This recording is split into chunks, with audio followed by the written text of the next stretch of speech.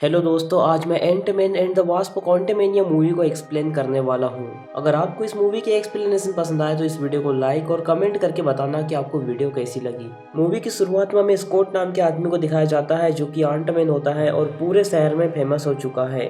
Ant-Man की पूरा शहर बहुत ज्यादा इज्जत करता था क्योंकि उसने एवेंजर के साथ मिलकर पूरे शहर को बचाया था। इसके बाद हमें होप को दिखाया जाता है जो कि आंटमैन के साथ रहती है और वो बिग पार्टिकल के ऊपर रिसर्च करके और भी ज्यादा टेक्नोलॉजी में आगे बढ़ने की कोशिश करती है। उन सबकी जिंदगी अभी बहुत अच्छी चल रही होती है और स्कॉट के पास अभी पूरी फैमिली होती है।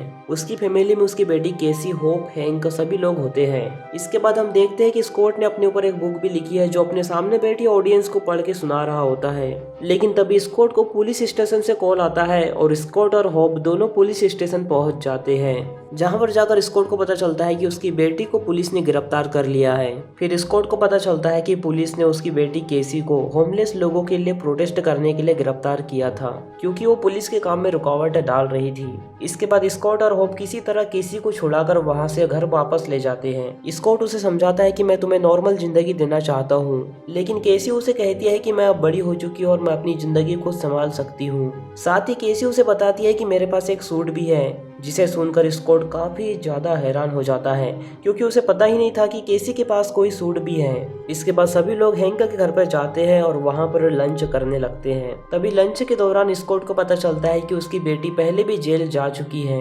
फिर स्कॉट केसी को समझाता है कि और भी कई सारे तरीके हैं लोगों की मदद करने के।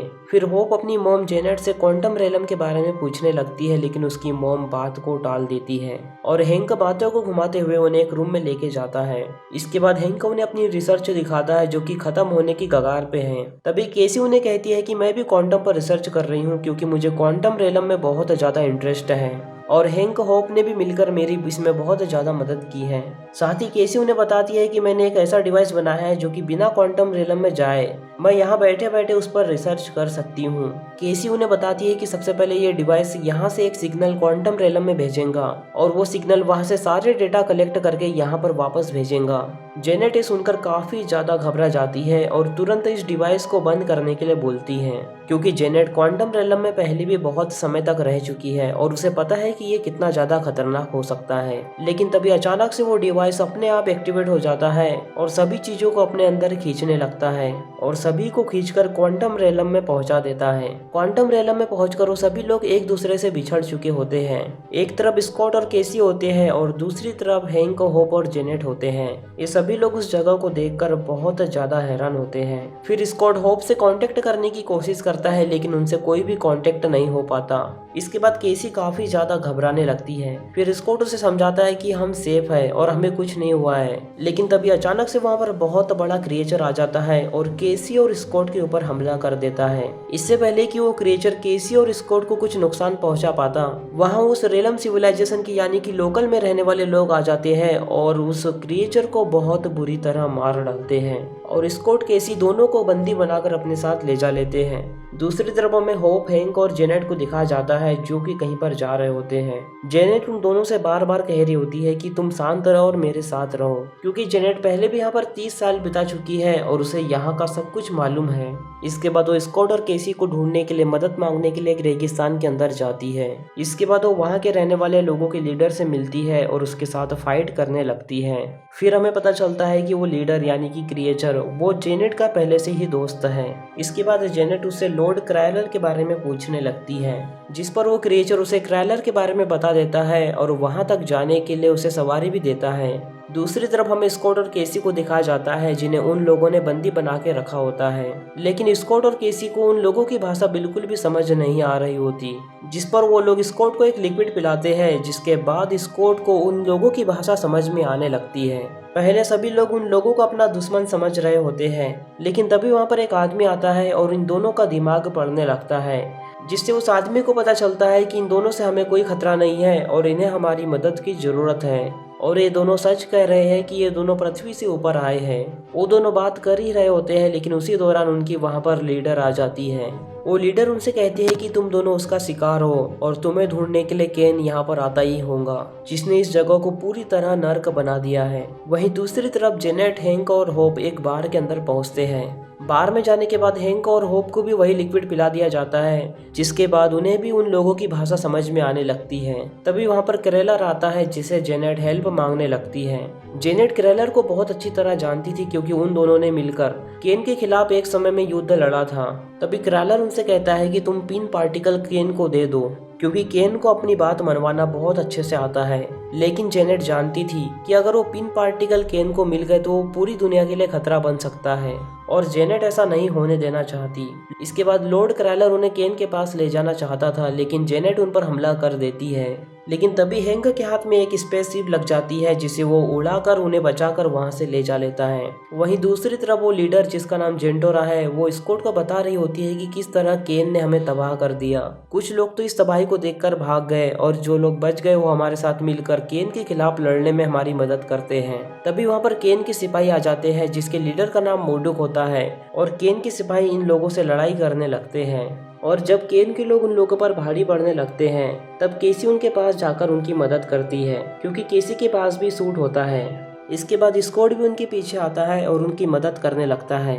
ये दोनों लोग उनके साथ मिलकर केन के सिपाही के खिलाफ लड़ते हैं, लेकिन फिर भी केन के सिपाही इन लोगों पर भारी पड़ रहे होते हैं। इसके बाद मोर्ड्यूक स्कॉट को अपना फेस दिखाता है, जिसे देखकर स्कॉट काफी ज्यादा हैरान हो जाता है, क्योंकि मोर्ड्यूक उसका पुराना दुश्मन था, जो कि क्वांटम रेल में धोखे से फंस गया था, जिसे केन ने अब मशीन बना दिया होता है। वहीं दूसरी तरफ हमें जेनेट, होप और हैंक को दिखाया जाता है, जो कि स्पेसशिप के अंदर होते हैं। जेनेट अब उन दोनों को अपना सच बताने लगती है, जो कि वो बहुत सालों से छुपाते आ रही थी। वो उन्हें बताती है कि जब मैं क्वांटम रेलम में थी तब मैं केन से मिली, और केन ने उसे बताया कि वो सिर्फ एक ट्रेवलर है और स्पेसशिप खराब होने की वजह से वो यहाँ पर फंस गया है। और साथ ही केन उसे बताता है कि मेरा स्पेसशिप मल्टीवर्स में ट्रेवल कर सकता है और मुझे भी अपनी बेटी होप से मिलना था। और तभी केन ने मुझे दिलासा दिया और मुझे कहा कि अगर तुमने मेरा स्पेसशिप ठीक कर दिया तो मैं तुम्हें तुम्हारी टाइमलाइन में छोड़ दूंगा, जहाँ से तुम यहाँ पर आई हो। इसके बाद मैंने उसकी हेल्प की, और वो स्पेसशिप उसके माइंड से चलता है, क्योंकि वो स्पेसशिप उसके ब्रेन से कनेक्टेड होता है। और उस स्पेसशिप को चलाने के लिए हमें क्रिस्टल होप को चार्ज करना पड़ा, और एक टाइम के बाद हमने किसी तरह उस क्रिस्टल होप को चार्ज कर दिया। फिर जैसे ही केन के डिवाइस को मैंने छुआ, मुझे सभी मेमोरी दिखाई देने लगी, जिसमें उसने पहले ही कई सारे यूनिवर्स और कई सारे प्लेनेट को तबाह कर रहा होता है, और मुझे चारों ओर बर्बादी ही बर्बादी दिखाई दे रही थी। इसके बाद मैं बहुत ज्यादा घबरा गई और वहां से क्रिस्टल होप को लेकर भागने लगी, लेकिन तब तक बहुत देर हो चुकी थी और केन मुझे मारने के लिए मेरी तरफ बढ़ रहा था। जिसके बाद मैंने उस क्रिस्टल होप को अपने पिन पार्टिकल से बहुत ज्यादा बड़ा कर दिया और मैं वहां से भाग गई। उस क्रिस्टल होप के बड़े होने के कारण केन उसे यूज नहीं कर सकता था। इसके बाद केन मुझे पागलों की तरह ढूंढता रहा और मैं प्लेनेट में इधर उधर छुपती रही और अपनी जान बचाती रही, जब तक कि तुमने मुझे यहाँ से बाहर न निकाल लिया। अब जेनेट की बातों को सुनकर वो तीनों डिसाइड करते हैं कि वो केन को उस क्रिस्टल होप को लेने से रोकेंगे। इसके बाद वो तीनों क्रिस्टल होप को ढूंढने के लिए यहाँ से निकल जाते हैं। इसके बाद हमें स्कॉट और केसी को दिखाया जाता है, जो कि जेल में बंद होते हैं, और उनसे मिलने के लिए खुद केन यहाँ पर आता है। केन उन दोनों को बताने लगता है कि कैसे उसने अपनी आर्मी यहाँ पर बनाई और कैसे उसने इस प्लेनेट पर राज किया, लेकिन अब उसे यहाँ से निकलना है, जिसके लिए उसे क्रिस्टल होप की जरूरत पड़ेगी। और क्रिस्टल होप अभी साइज में बहुत ज्यादा बड़ा है, और उसे छोटा करने के लिए मुझे पिन पार्टिकल चाहिए होंगे, जो कि तुम्हारे पास मौजूद है। इसके बाद केन उसे कहता है कि अगर तुमने मेरी बात नहीं मानी तो मैं तुम्हारे सामने ही तुम्हारी बेटी को तड़पा तड़पा के मार डालूंगा। इसके बाद स्कॉट उसकी हेल्प करने के लिए मान जाता है और उस क्रिस्टल होप के सेंटर में चला जाता है। क्रिस्टल होप के सेंटर में जाने के बाद स्कॉट के कई सारे डुप्लीकेट्स बन जाते हैं। इसके बाद स्कॉट को वहाँ पर कुछ भी समझ नहीं आ रहा होता कि यहाँ पर हो क्या रहा है, लेकिन किसी तरह वो धीरे धीरे अपने दिमाग पर काबू पा लेता है, जिसके बाद वो सारे डुप्लीकेट मिलकर उसकी मदद करने लगते हैं। लेकिन फिर भी काफी कोशिशों के बाद वो उस नोब तक नहीं पहुंच पाता और सभी लोग नीचे गिरने लगते हैं। लेकिन तभी होप को स्कॉट का सिग्नल मिल चुका होता है और वो स्कॉट की मदद करने के लिए वहां पर आ जाती है। ये दोनों मिलकर उस पिन पार्टिकल से क्रिस्टल होप को छोटा कर देते हैं, और तब तक वहां पर जेनेट भी पहुंच चुकी होती है। जेनेट उस क्रिस्टल नोब को केन को देने के लिए मना करती है, लेकिन तब तक वहां पर केन आ चुका होता है और उस क्रिस्टल नोब को अपनी तरफ खींच लेता है। फिर स्कॉट और होप उससे लड़ने लगते हैं और उस नोब को छीनने की कोशिश करते हैं, क्योंकि केन बहुत ज्यादा शक्तिशाली होता है। और केन जेनेट को अपने साथ दूसरी जगह पर ले जा लेता है, और हैंक भी उसे नहीं बचा पाता क्योंकि हैंक मोर्डुक के साथ लड़ने में बिजी था। इसके बाद केन जेनेट को एक जगह पर लाता है और उसे बताता है कि उसने टाइमलाइन में देखा कि मल्टीवर्स तबाह हो रहे हैं मेरे लोगों और मेरे वेरिएंट की वजह से, जिस कारण से मैंने टाइमलाइन पर ही काबू पा लिया। और जो भी मुझसे भिड़ा मैंने उसे तबाह कर डाला, और साथ ही मैंने अपने सारे वेरिएंट्स को भी मार डाला जो कि दूसरे मल्टीवर्स में थे। दूसरी तरफ हैंक स्कॉट और होप के पास उन एंड्स को लाता है जो कि ट्रेवल करके यहाँ पर आ चुके थे, और हैंक उन्हें बताता है कि इन एंड्स ने कई सालों को कुछ मिनट में बिताया है, जिस कारण से ये एंड्स काफी ज्यादा एडवांस और काफी ज्यादा ताकतवर हो चुकी है, और इसी कारण से उन एंड्स ने हैंक को यहाँ पर ढूंढ निकाला। इसके बाद हमें दिखाया जाता है कि केसी को 2 गार्ड जेल में बंद करने के लिए ले जा रहे होते हैं, लेकिन तभी केसी किसी तरह उन गार्ड से लड़कर जेंटेलो को भी छुड़ाने में कामयाब हो जाती है। फिर वो दोनों मिलकर बाकी कैदियों को भी आज़ाद कर देते हैं। इसके बाद ये दोनों लोग डिसाइड करते हैं कि वो अपने लोगों को मैसेज भेजेंगे कि वो लोग केन के टावर पर हमला कर दे, जिससे कि हम केन को हरा सकते हैं। इसके बाद केसी वहाँ के सिस्टम को हैक कर लेती है और सभी लोगों तक अपना मैसेज पहुँचा देती है, जिसे होप, हैंक, स्कॉट और जेनेट भी सुन लेते हैं और टावर की तरफ उसे तबाह करने के लिए वहाँ से निकल पड़ते हैं। इसके बाद हम देखते हैं कि केन वहाँ से निकलने वाला होता है, लेकिन तभी वहाँ पर स्कॉट आ जाता है और अपने सबसे बड़े रूप में आकर उसके टावर को तबाह करने की कोशिश करता है। तभी केन अपने सिपाहियों को आदेश देता है कि आंट मैन को खत्म कर दिया जाए। इसके बाद सभी सिपाही मिलकर आंट मैन पर हमला करते हैं और उस पर भारी पड़ने लगते हैं, लेकिन तभी वहां पर जेंटोरा की पूरी आर्मी आ जाती है और वो सभी मिलकर केन के सिपाहियों पर हमला करने लगते हैं। इसके बाद उन दोनों के बीच में काफी ज्यादा भयानक लड़ाई होती है। इसके बाद केन मोडुक को केसी को खत्म करने के लिए बोलता है। फिर केसी भी अपने साइज को बहुत बड़ा कर लेती है और मोडुक को एक ही पंच में ढेर कर देती है और उसे समझाती है कि तुम चाहो तो अभी भी हमारी टीम में आ सकते हो और अपनी गलती को सुधार सकते हो।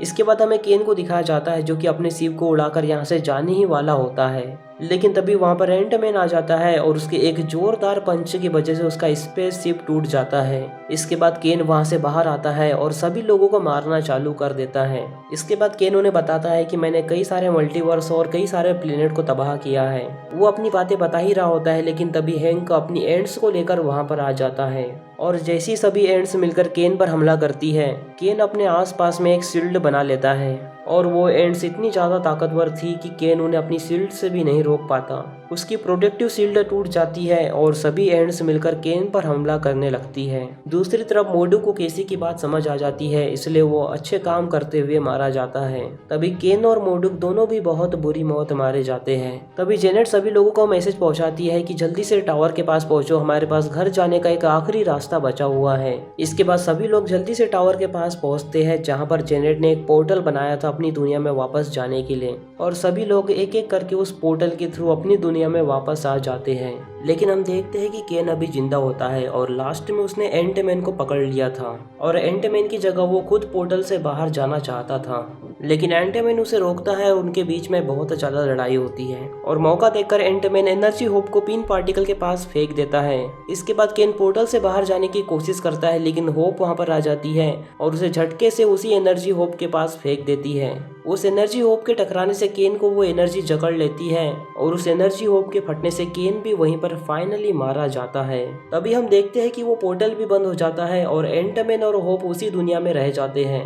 लेकिन एंटमैन और होप काफी खुश होते हैं क्योंकि उसने दुनिया को केन से बचा लिया था, और साथ ही क्वांटम रेलम के भी लोग बहुत खुश हैं क्योंकि उन्हें केन से आज़ादी मिल गई थी। इसके बाद हम केसी को देखते हैं जिसने उसी डिवाइस की मदद से होप और स्कॉट की लोकेशन को ट्रैक कर लिया होता है और उन्हें पता होता है कि क्वांटम रेलम पर होप और स्कॉट कहाँ पर है। अब ये लोग उनके लिए एक पोर्टल खोलते हैं जिसकी मदद से दोनों लोग अपनी दुनिया में वापस आ जाते हैं, और इसी के साथ ये मूवी यहीं पर खत्म हो जाती है। तो दोस्तों, अगर आपको इस मूवी की एक्सप्लेनेशन पसंद आई हो तो इस वीडियो को लाइक और चैनल को सब्सक्राइब कर दीजिए। बाकी मैं मिलूंगा आपसे न्यू वीडियो में, तब तक के लिए love you, take care, bye bye.